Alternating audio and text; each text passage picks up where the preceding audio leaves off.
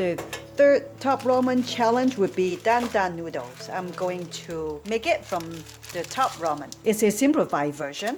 Start out, let's cook the noodle first for a minute on medium high.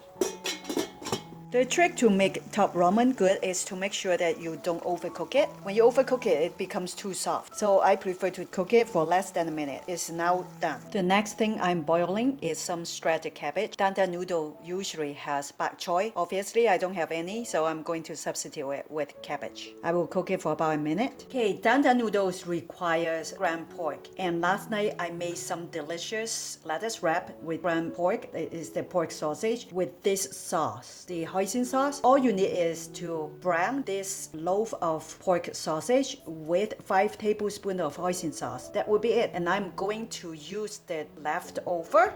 And this is a product and it's really delicious. And I'm going to use this ground pork for our dandan noodle. The best part of dandan noodle, of course, is its sauce. So let's get to it. What we need is about 1.5 tablespoons of sesame paste. I don't have sesame paste. I'm going to use peanut butter to substitute it. And fortunately, I do have sesame oil. I'm going to put a little bit sesame oil in it so that our noodle sauce has the sesame flavor. Here is a few drops of the sesame oil. Don't need to go crazy with it. Just a few drops will be enough. The next thing we want to do is to put in 2 tablespoons of light soy sauce.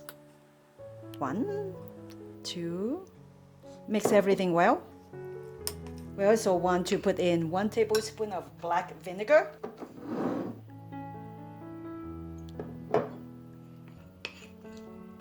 And it depends on how spicy you can eat. I'm going to put about half teaspoon of this Sichuan chili oil hot sauce because this hot sauce is quite spicy. If you don't like spicy food, you can forget about this chili, which is fine. Let's mix everything very well again. So our sauce is done. I have mixed everything very well. Looks like a paste. You know what? I'm going to pour a little bit. 1 tablespoon of water to just make it a little bit more watery.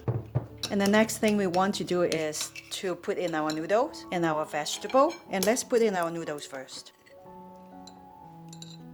Just mix everything in very well. And then the next we want to bring in is our vegetable.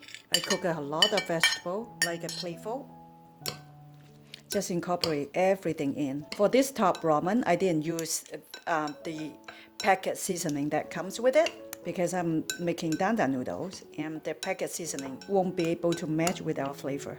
That's the main reason. Okay, when you have everything incorporated very well, it's time to bring in our ground pork for the dandan noodle.